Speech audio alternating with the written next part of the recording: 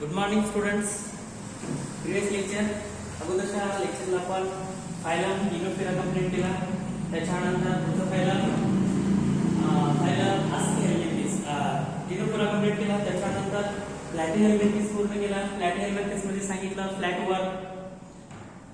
वर्म मध्ये सांगितलं ट्रेमॅटोड सिस्टोड. त्याच्यामध्ये एक्झाम्पल सांगितलं Taenia solium liver ship liver sleep that is Fasciola hepatica. आता त्याच्यानंतर पुढचा फायलम आहे आस्किहेल्मिंथिस. त्याच्यानंतर पुढचा फायलम आहे Aschelminthes. Phylum number 5 phylum Aschelminthes. याला दुसरं नाव आहे नेमॅटोहेल्मिंथिस.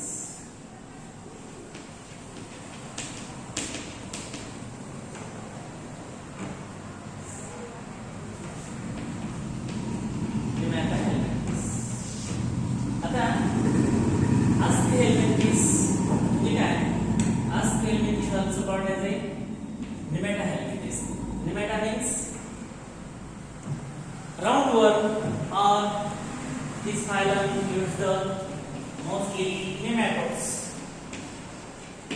या फायलम मध्ये सगळे जेणेकरून नेमॅटोड्स येतात. आपण बघितलं याच्या अगोदर फ्लॅट वर्म बघितलं. फ्लॅट वर्म मध्ये सांगितलं तुम्हाला की बॉडी डॉर्सोवेंट्रली फ्लॅटेंड असते. तर हा आस्किहेल्मिंथिस मध्ये की बॉडी थोडीशी नेमॅटोहेल्मिंथिस म्हणजे कसं थ्रेड सारखी बॉडी आहे किंवा राऊंड बॉडी आहे. तर त्याच्यामध्ये आपण बघत असताना इकडे एक आपण याची कॅरेक्टरिस्टिक्स बघतोय. नेमॅटोड्स या नेमॅटोड्स मध्ये आपण सगळे याचे कॅरेक्टरिस्टिक्स बघतोय. तर पहिलं कॅरेक्टरिस्टिक्स ह्या फायलमचा आहे habit and habitat.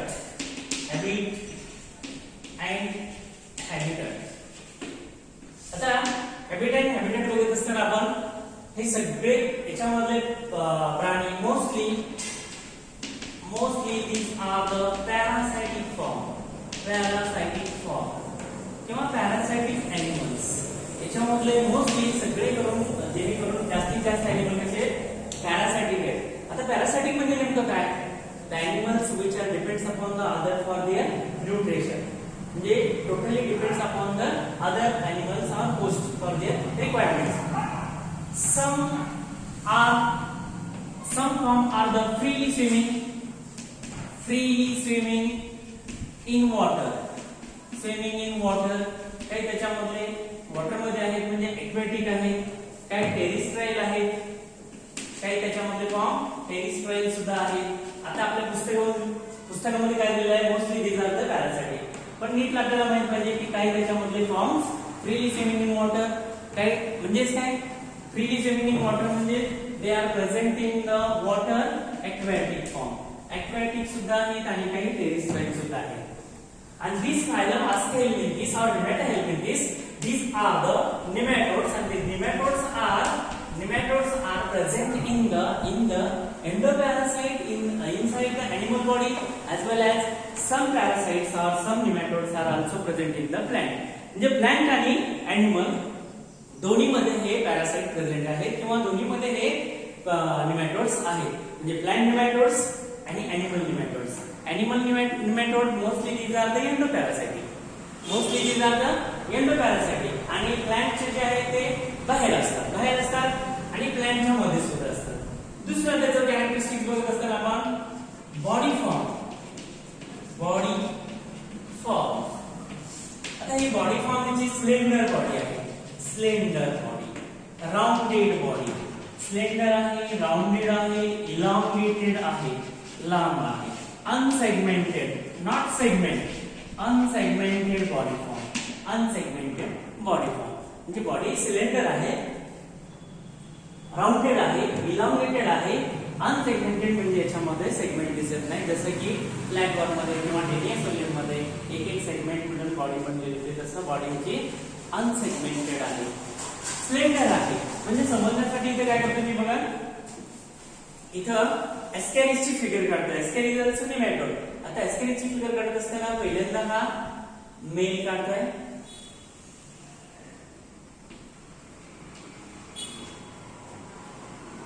Ascaris lumbricoides. Ascaris lumbricoides. Ascaris lumbricoides हा मेल आहे. हे त्याचे इथं क्लोइकल अपर्चर आणि ह्याला दोन हे pineal city is present. This is a here mouth is present. Mouth. आता female card.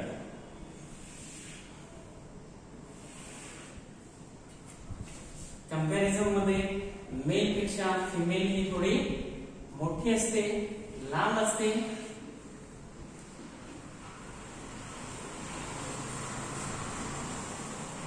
थोडीशी जाड पण आहे त्याच्यापेक्षा. हे क्लोएका और एनस, हे माउथ, एनस,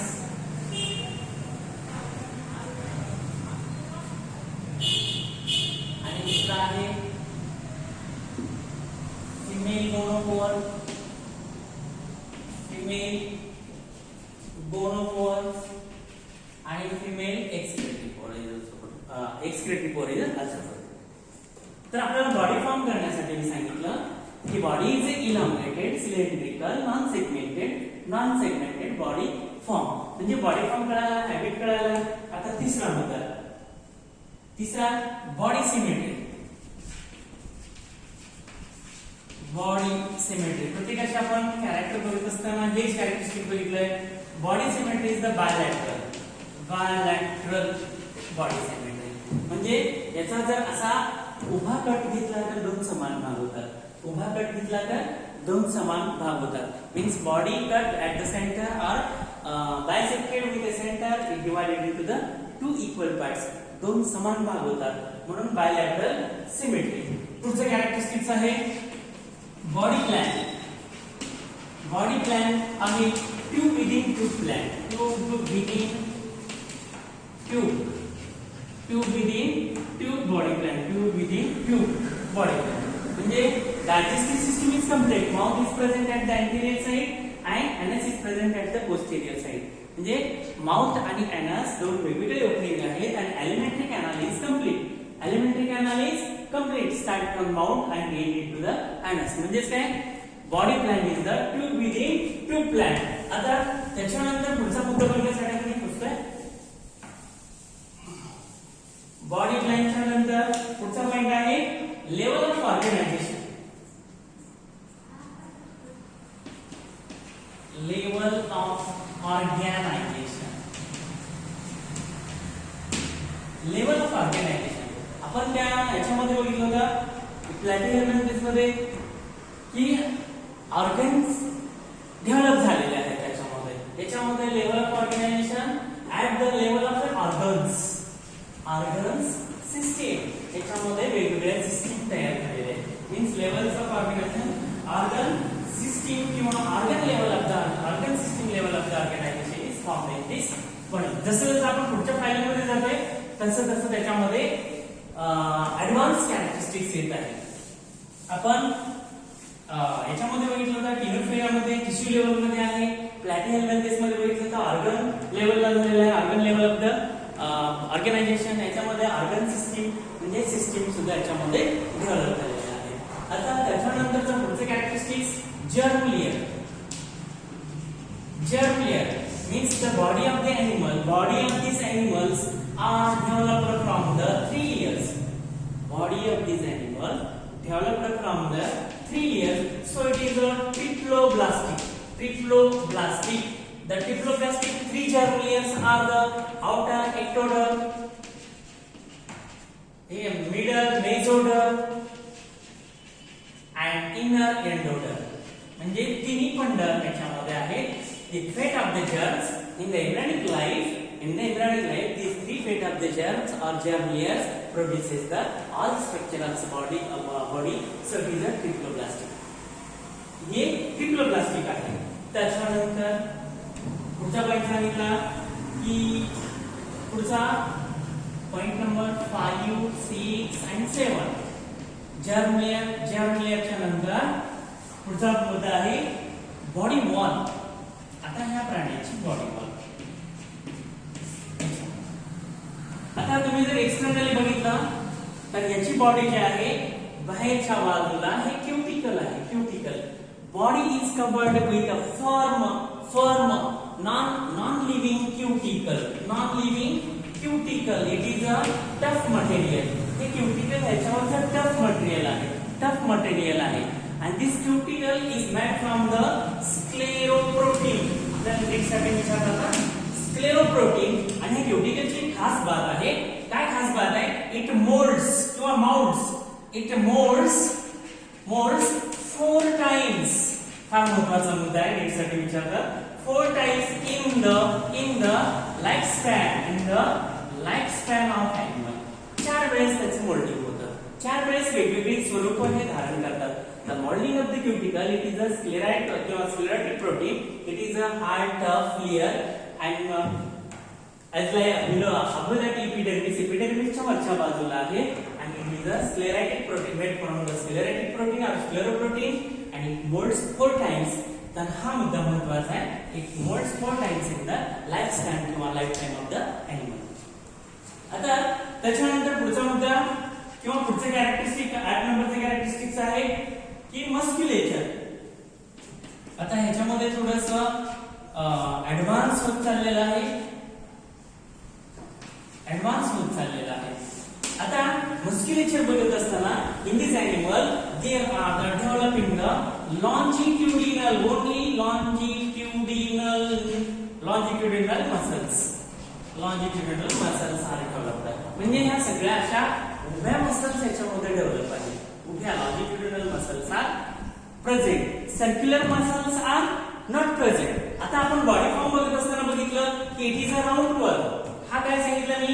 राऊंड वर्म का म्हणायचं हे पण महत्त्वाचं आहे. राऊंड वर्म जेव्हा आपण याचं सेक्शन घेतो, टीएस घेतो, समजा हा टीएस घेतला हा, तर body look like the circular अशी त्याची बॉडी टीएस जर घेतला तर त्याच्यामध्ये असे सर्कल दिसतात. So it is a round worm. असा पण प्रश्न विचारू शकतात तुम्हाला, why it is a round worm? Because the TS of the body it shows the circular section but not circular muscle. Only longitudinal musculature किंवा only longitudinal muscles are present in the animal body. याच्यामध्ये फक्त longitudinal musculature develop आहे, circular muscle नाही. तर त्याच्यामध्ये फक्त काय आहे? longitudinal muscles आहे. आता त्याच्यानंतर मसल फायबर आहे स्केलेटन. पुढचा कॅरेक्टरिस्टिक स्केलेटन. आता या प्राण्यामध्ये किंवा फायलम हेल्पेंटिस मध्ये किंवा नेमॅटोहेल्पेंटिस मध्ये there is a no mineral skeleton. कुठल्याही मिनरल्स पासून बनलेला स्केलेटन याच्यामध्ये नाही. याच्या अगोदर बघितलं आपण स्पॉन्जेस मध्ये कॅल्केरियस मटेरियल होतं, तसं याच्यामध्ये कुठलं कॅल्केरियस मटेरियल नाही. तर याच्यामध्ये there is a true mineral skeleton are absent. मग तुम्ही म्हणाल बॉडी कशी सपोर्ट करणार? In that there is a coelom is present. Coelom is present and this pseudocoelom is present which is filled with the coelomic fluid and that fluid it acts as a हायड्रोस्केलेटन. म्हणजे याच्यामध्ये ही जी pseudocoelom आहे, खोटी जी पोकळी आहे, ती काय करते की हायड्रोस्केलेटन म्हणून उपयोगी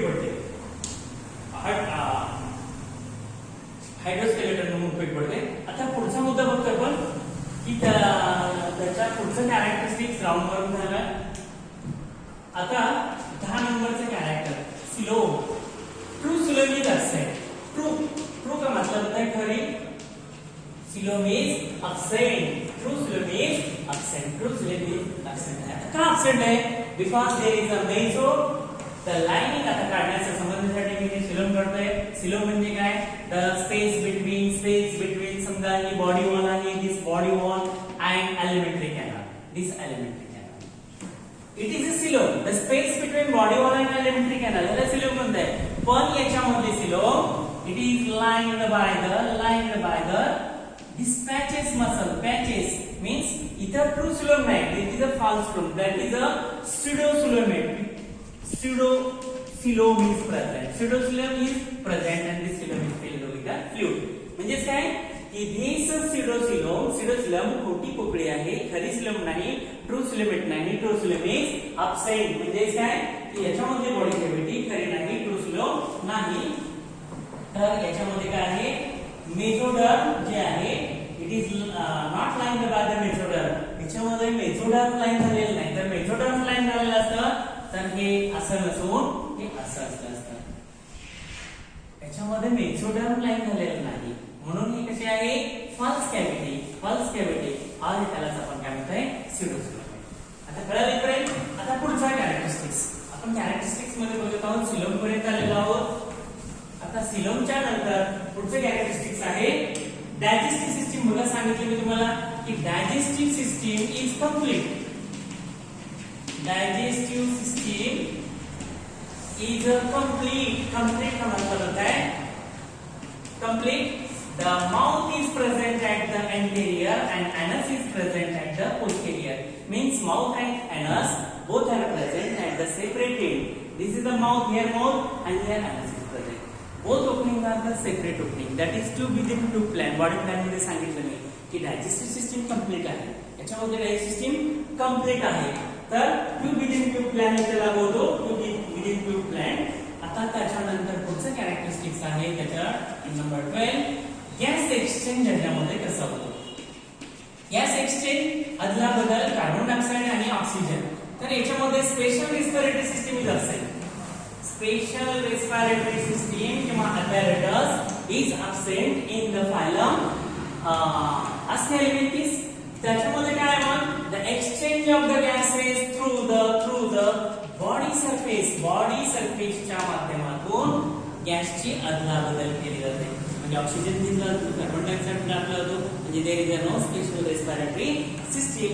मग गॅस कसा बदलला जातो by the diffusion method through the body surface. म्हणजे गॅस एक्सचेंज कळाला. पुढचे characteristics excretory system. Excretory system. आता याच्या अगोदर आपण प्लॅटिहेल्मिंथिस मध्ये बघितलं excretion is by the flame cell protonephridia. याच्यामध्ये excretory system with the help of a canal that is a H-shaped canal or it may be that is known as a gland cells. काय त्याच्यामध्ये gland cells आहे. It excrete the excretory product through the excretory pores. ह्या pour मधून excretory product बाहेर टाकला जातो. आता excretory product कुठला असतो तर excretory product is the ammonia. त्याच्यामधला एक्सक्रीटरी प्रोडक्ट कुठला आहे अमोनिया आहे. अमोनिया मी याच्याबद्दलच्या तासाला सांगितलं की अमोनिया हा टॉक्सिक पदार्थ आहे आणि याच्यासाठी याला बाहेर काढण्यासाठी जास्त पाण्याची गरज असते. म्हणून हे अमोनिया एक्सक्रीट करतात. म्हणून ह्या प्राण्याला अम्नोटेलिक म्हणतात. These animals are also amniotic animal. प्लॅटिहेल्मिंथिस मध्ये सुद्धा ते सांगितलं होतं. The all animals जे पाण्यामध्ये राहतात ते सगळे अम्नोटेलिक, मेजॉरिटी अम्नोटेलिक असतात. त्याच्यानंतर पुढचा आपला कॅरेक्टरिस्टिक्स नर्वस सिस्टीम. आता नर्वस सिस्टीम मध्ये मी तुम्हाला प्लॅटिहेल्मिंथिस मध्ये सांगितलं होतं. काय सांगितलं होतं प्लॅटिहेल्मिंथिस मध्ये सांगितलं होतं की लॅडर टाइप नर्वस सिस्टीम होते. आता याच्यामध्ये सुद्धा नर्वस सिस्टीम आहे. कशी आहे काढून दाखवतो. There is a cerebral ganglia and it form the nerve ring and nerves. This is cerebral ganglia. डोक्याकडले गँग्लिया, डोक्यातले हेड मधले स्कोलेक्स मधले ganglia and these are the nerve part किंवा nerve which are longitudinally arise in the body. म्हणजे इथं nervous system चांगली develop झालेली आहे किंवा सेरिब्रल गँग्लियाच्या स्वरूपामध्ये. Cerebral ganglia and nerve ring around circumferences. Cerebrally असे त्याच्या भोवती सर्कमच्या भोवती इथं असे रिंग आहे आणि रिंगच्या भोवती हे नर्व्स आहेत. म्हणजे nervous system is formed in the cerebral ganglia and circum nerves are also present. आता पुढचे कॅरेक्टरिस्टिक्स 14 कॅरेक्टरिस्टिक्स झाले. आता 15 नंबरचे कॅरेक्टरिस्टिक्स. 15 नंबरचे कॅरेक्टरिस्टिक्स रिप्रोडक्टिव्ह सिस्टीम.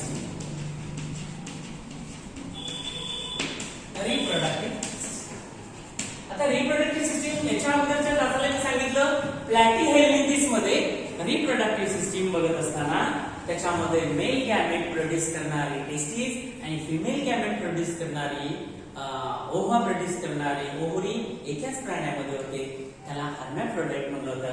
आपण इथं म्हणतोय आता दीज ॲनिमल्स, सगळे याच्यामधले animals are the monoecious. Monoecious का मतलब होता है, मोनोसियस का मतलब होता है dioecious means male and female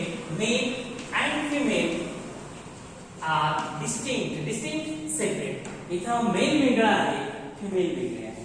mail वेगळा, फिमेल वेगळे आहे. म्हणजे the two sexes are separate, male and female, both sexes are the separate. That is a male वेगळा आणि फिमेल पण वेगळे आहे. आता मेल आणि फिमेल बघत असताना बॉडी फॉर्म मध्ये male is generally shorter than the female. Male is generally shorter than the female. आता मेल मध्ये अजून एक खास कॅरेक्टरिस्टिक्स आहे. The penial set is present only in the male. The pair of एक आणि दोन याला बाहेर काढून मी असं थोडंसं मॅग्निफाय करतोय. दिस इज द पिनियल सेटी. अशी पिनियल सेटी असतात. These pineal seti are present only in the male and it is a copulatory organ. It is a copulatory organ and this organ absent in the female. Means pineal seti is present only in the male and it is a copulatory organ. Female is a larger and somewhat broad than the male. Sexes are separate. त्याच्यानंतर fertilisation जे आहे याचं internal.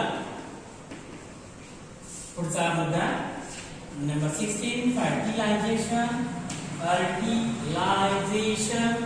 Is internal. Fertilisation internal आहे, मध्ये होतं बॉडीच्या. And लास्टच्या development. It may be direct और इनडायरेक्ट. डायरेक्ट और इनडायरेक्ट. डायरेक्ट का मतलब होता है the new form is resemble to the adult. नवीन जन्मलेला प्राणी हा रिसेंबल टू द एडल्ट सारखा दिसेल.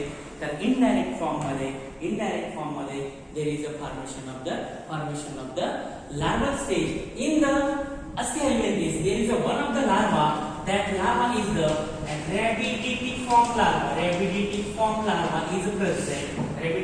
larva is present. Means larva याच्या अगोदरच्या प्लॅटिहेल्मिंथस मध्ये सांगितलं होतं मी सेडिपिडी लार्वा. याच्यामध्ये सांगतो rhabditiform larva. This rhabditiform larva present in the phylum Ascariasis. त्याच्यामध्ये सेडिपिडी लार्वा टिनोफोरा मध्ये सांगितला होता आणि प्लॅटिहेल्मिंथस मध्ये सांगितलं प्लॅटिहेल्मिंथस मध्ये दुसरी लार्वा आहे सीडीपीडी लार्वा हा टिनोफोरा मधला आहे. तर प्लॅटिहेल्मिंथस मध्ये लार्वा सांगितलं होता सरकारिया, त्याच्यानंतर स्पोरोसिस सांगितलेली, radio, मेटासर्करिया, मेलासिडियम larva. These larval stages found in the Platyhelminthes. While in this phylum, the larval stage is the rabidiform larva. This rabidiform larva, it is found in the phylum Ascariasis. And character म्हणजे 17 character बघितले आपण. 17 कॅरेक्टरच्या नंतर याचे examples are the Ascaris. हा Ascaris आपण इथे काढलेला Ascaris lumbricoids. आपल्या पुस्तकात फक्त हे दिलंय, स्पेसिस दिलेलं नाही. Ascaris it is also called as a roundworm. यालाच आपण काय म्हणतोय राऊंडवर्म. याला मराठीत आपण काय म्हणतोय जंत. लहान मुलांना जास्त करून इन्फेक्शन होतं याचं राऊंडवर्म जे आहे ते जंत याच्यामध्ये Ascaris नंतर दुसरं एक्झाम्पल आहे उकेरिया बँक्रॉफ्टी. उचेरिया RERIA उचेरिया बँक्रॉफ्टी हा स्पेसिस आहे बँक्रॉफ्टी. उचेरिया बँक्रॉफ्टी. त्याच्यानंतर पुढचं एक्झाम्पल अँक्लिओस्टोमा डिओडिनेली. हा duodenale is the species. Duodenale का मतलब because it is found in the intestine और duodenum is the part of the intestine, so it is a intestinal worm. Anklostoma, Ukeria. Then one more larva, it is also present in the loa is the eyeworm. हा मानवाच्या डोळ्यामध्ये सापडतो. लोआ.